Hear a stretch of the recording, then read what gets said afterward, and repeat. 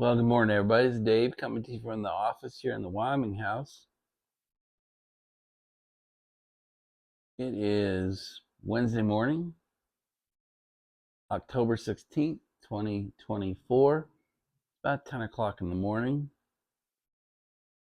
As always, I am smoking my Wyoming Meerschaum. And for the third day in the row, I'm smoking House Reserve. I'm really enjoying House Reserve, by the way. Apparently, you can only buy it by walking into your brick and mortar and asking them if they have it or if they can get it for you. So I've asked my buddy Dave, who manages my brick and mortar, to see if he can acquire any more.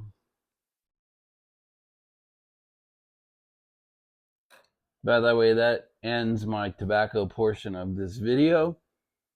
This is not a pick-me-up video. So if you don't like politics, if you don't like larger conversations about what's going on in the U.S., please stop watching the video now and click off and go watch what you would normally watch other than me. So I'm going to take you into a bit of a dark hole today. And so anyway, just heads up, giving you a warning. If that's not your thing, that's totally fine with me. You just don't want to watch the rest of this video then. All right, so I warned you. If you're still here, you ignored the warning. What I found out this morning was that on September 27th of this year, so that was 19 days ago, the U.S. Department of Defense gave itself the authority to use military force against U.S. citizens on U.S. soil. I personally believe it's an administrative act that is in direct violation of an act of Congress back in 1871 called the Posse Comitatus Act, which specifically states the U.S. military forces cannot be used on U.S. soil, particularly against U.S. citizens. Now, why would I say that 19 days ago the DoD gave itself this authority? I'm going to actually show it to you. So I'm going to turn the camera on, as I do many times.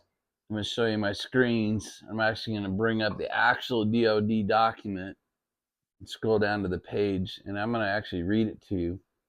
The verbiage I'm going to read to you was added. It does not exist in the 2016 version, which was the prior version, and it was added on September 27th. So I'm going to go ahead and spin you around and show this to you. Okay, so here's the official DoD document, DoD Directive 5240.01. You can see a couple things. You can see it was made effective on September 27th, and you can see it's cleared for public release, so I'm not reading anything that you shouldn't be reading on the internet. I had just downloaded this from the DoD military site. I've got to take you down to page 12.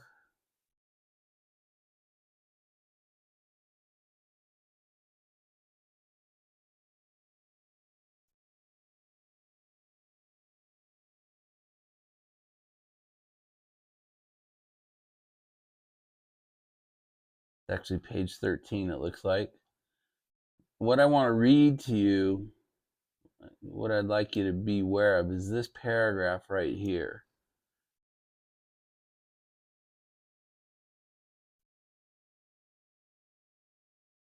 I'll make it a little bit bigger so you can actually read it yourself, but you can see it here. So it's giving itself, this is a DoD document written by the DoD, approved by the DoD, and released by the DoD. And what it says is assistance in responding with assets with potential for lethality or any situation in which it is reasonably foreseeable that providing the requested assistance may involve the use of force that is likely to result in lethal force, including death or serious bodily injury, It also includes all support to civilian law enforcement officials in situations where a confrontation between civilian law enforcement and civilian individuals or groups is reasonably anticipated. That's really all I want you to see. So that's page 13 of this document. You can see it is A, Secretary of Defense, subsection C. It's all here. I mean, I just wanted you to see how real this is.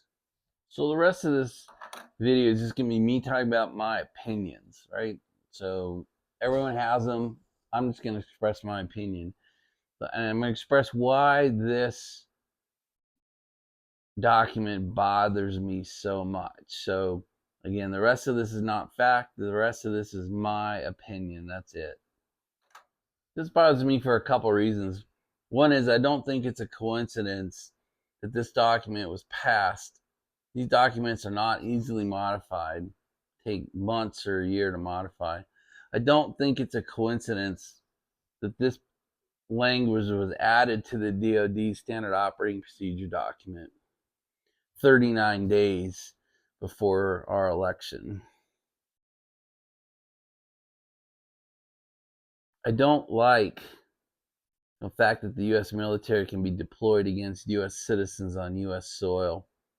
I think it's been done twice before, and both of those were done by presidents who took what they call the Enforcement Act, which is about civil rights and the right of black people to participate in elections or education. And I don't think that's going to factor in here. So this is the DoD giving itself, upon any request by any local or state law enforcement agency, to have the U.S. military come in and take care of a situation. You know, our U.S. military are really not in law enforcement. They're not even trained for law enforcement. They're essentially trained to identify, seek, and kill. That's what they do.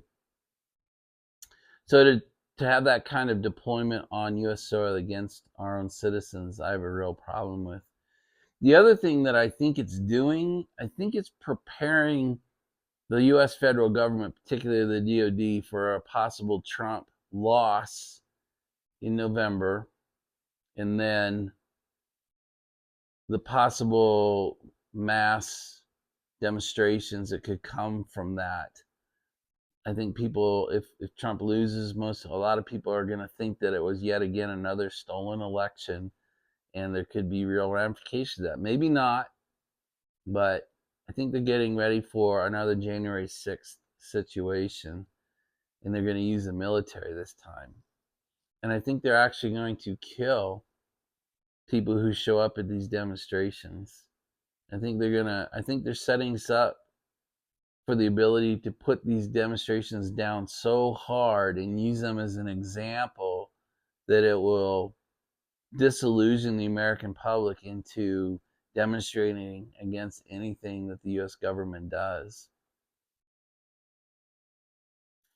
Hope I'm wrong. Guys, that's it. I'm going to do a short video today. I'm going to shut up and put all these pieces together and post this.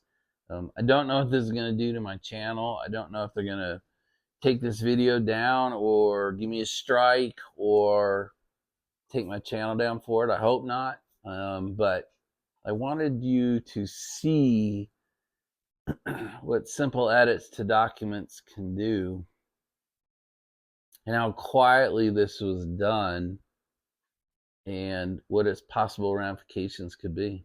That's it. I will talk to you in the next video. Bye, you guys.